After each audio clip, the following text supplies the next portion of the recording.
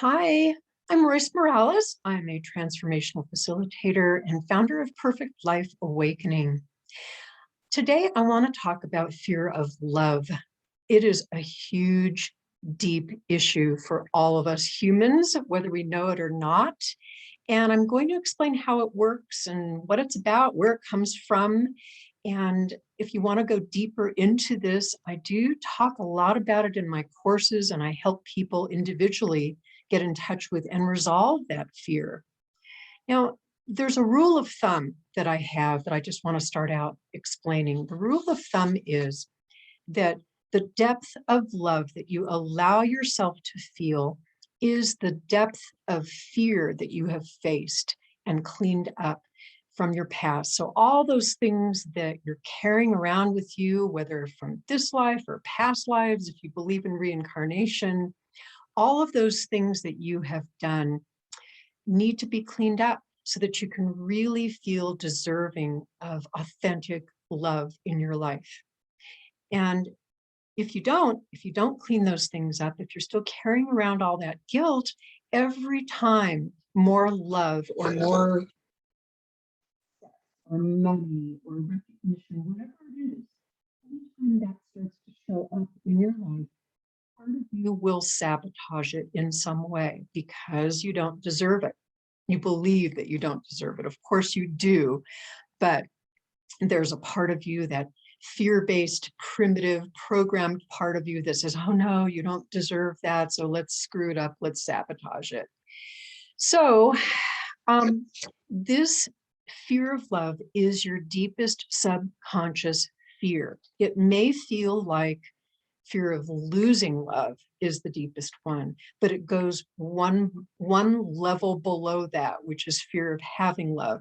And it's a lot of times difficult to admit to. It's a difficult one to take a look at because it is so deep and it just doesn't make sense logically, because of course I want love. You know, who wouldn't want love and success and all of that stuff? But what happens is when a button gets pushed, and I've talked about buttons before, buttons are basically some kind of subconscious fear gets triggered in us and we react in anger or rage or whatever it is we do with our buttons. And what really is going on when a button gets pushed is that we feel as though love was taken away from us. So if your husband, something just fell on my porch, your husband says something and it pushes a button, what's really going on is subconsciously you're feeling as though, wow, he did that thing and it triggered lack of love. I don't feel like he loves me. Now, when you look at those buttons a little bit deeper, and I'm going to explain kind of a step-by-step here what to do. When you look at those buttons a little bit deeper, you're going to see that what really got triggered is, oh my gosh, I'm afraid that he does love me and it's too scary for me to have love because I don't deserve it. So anytime a button gets pushed, if you start to look a little bit deeper at it, you're going to discover that as the pattern. Now, remember, all emotions are fears covered up. So if you're angry, it's really just covering up your fear. So to your fear-based consciousness, that primitive part of you, that programmed part of you, when something happens that pushes a button, it looks safer to get angry instead of stopping and looking within and seeing what the fear is that just got triggered. So needless to say, that part of you is not going to want to look at fear of having love. It's going to fight you every inch of the way. So if you've gotten this far in the video, good, because it's going to start to make more sense as I go into it a little bit more deeper. All right, so again, all those things that you've done in the past that you haven't cleaned up and you haven't resolved from within and let go of are going to get triggered every time a button gets pushed. So it looks like you're angry at them, but what you're really feeling is fear, and what you're really feeling is fear of having love. So let's talk about the pattern. And by the way, this pattern is going to continue until you see what it is that's getting triggered.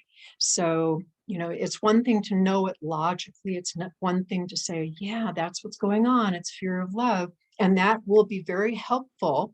In fact, I can't even imagine being married for all the years I've been married if I didn't understand that particular pattern.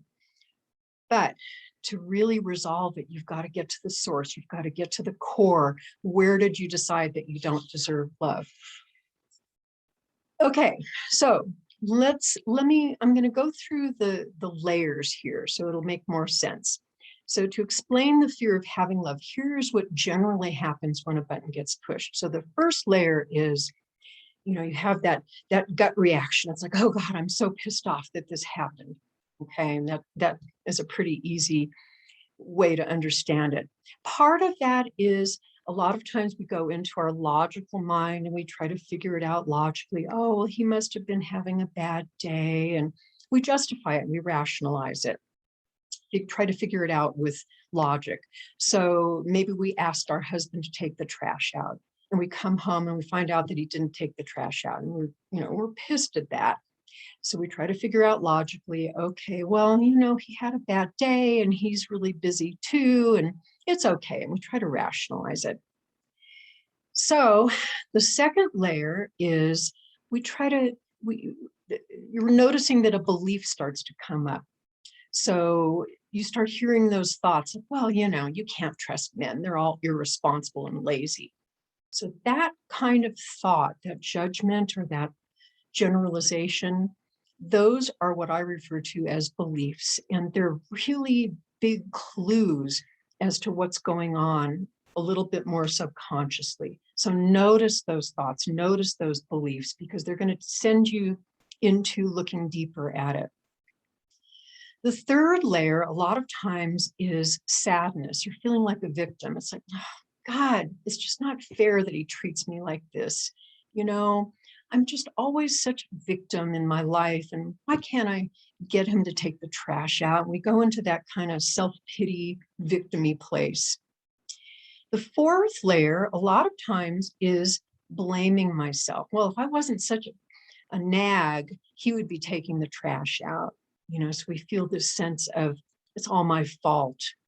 The next layer is what I refer to as the giving up stage. It's like, oh, well, he's never going to take the trash out, whatever, I'll just do it myself. So we become apathetic and, oh, well, that's the way it is. Sigh. So that's generally the pattern of our buttons. They start out at a certain layer of, emotional upset, and then logic, and then we drop further and further down into victim and apathy if we don't take a look at what's going on. Okay, so now with consciousness, this is what I talk about in my courses. With consciousness, we can have a whole different experience of a button being pushed. So the first thing to do is to start asking questions of yourself. Okay, I get home and he didn't take the trash out. What is the belief that I have about that situation? Like I said before, what belief do I have about men and asking for what I want? Or what beliefs do I have about myself in a situation like that? Those are some really important questions.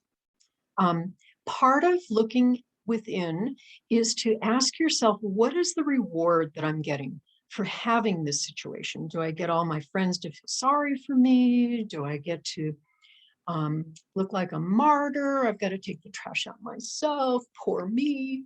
All of those things I refer to as rewards. And I've done a whole video on that if you want more information about rewards. But we hold on to those rewards. We like them.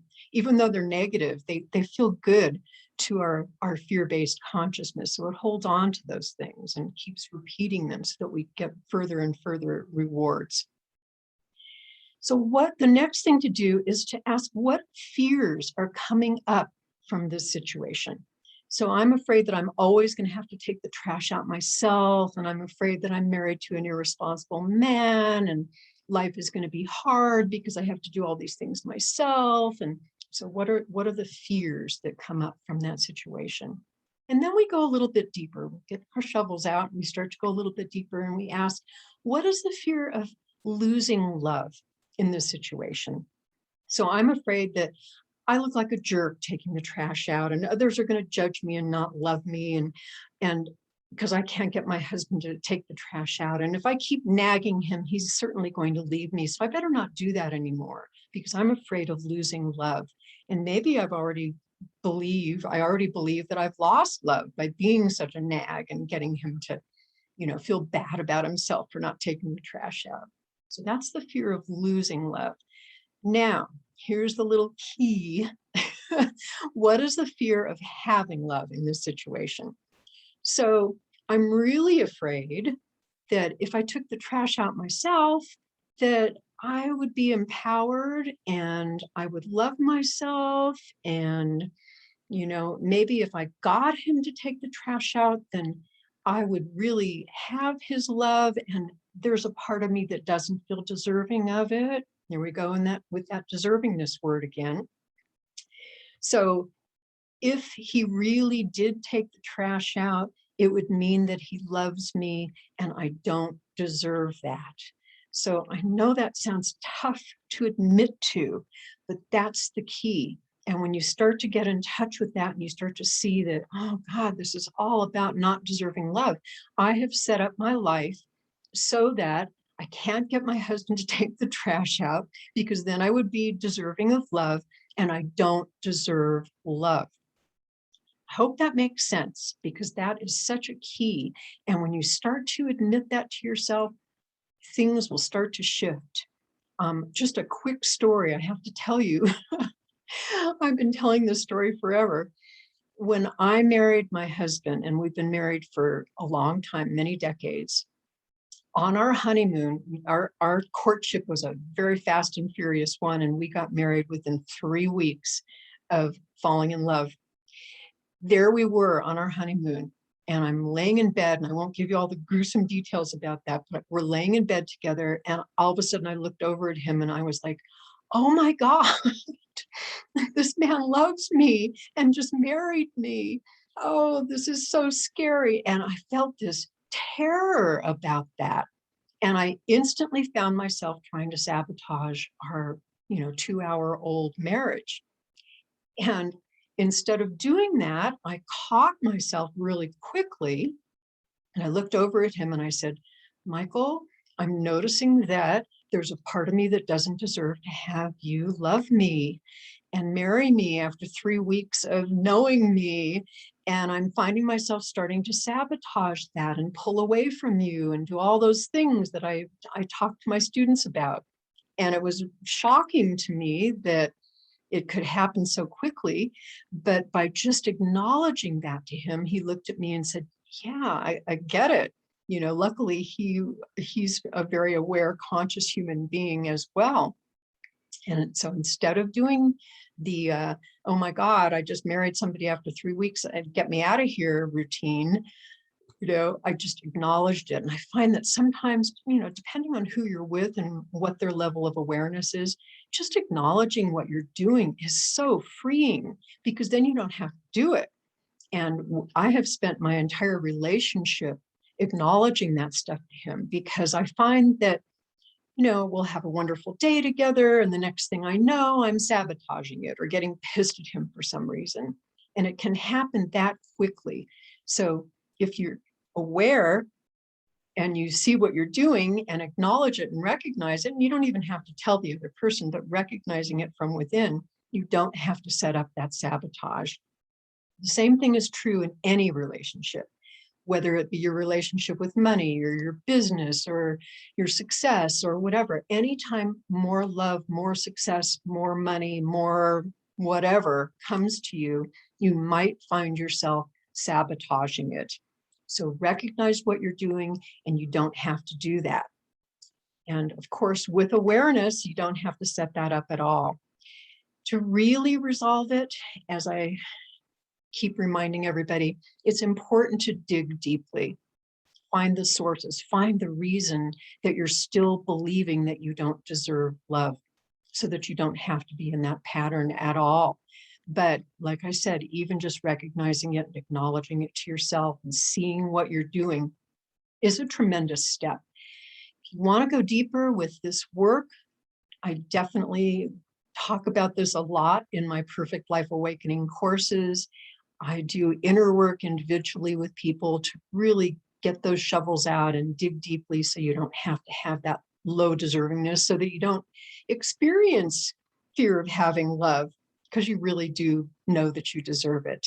Reach out to me, like and subscribe to this video so you hear all the information that I'm talking about, and spread the word, tell your friends about this, etc., because we all truly deserve love in our life, and there's nothing to be afraid of.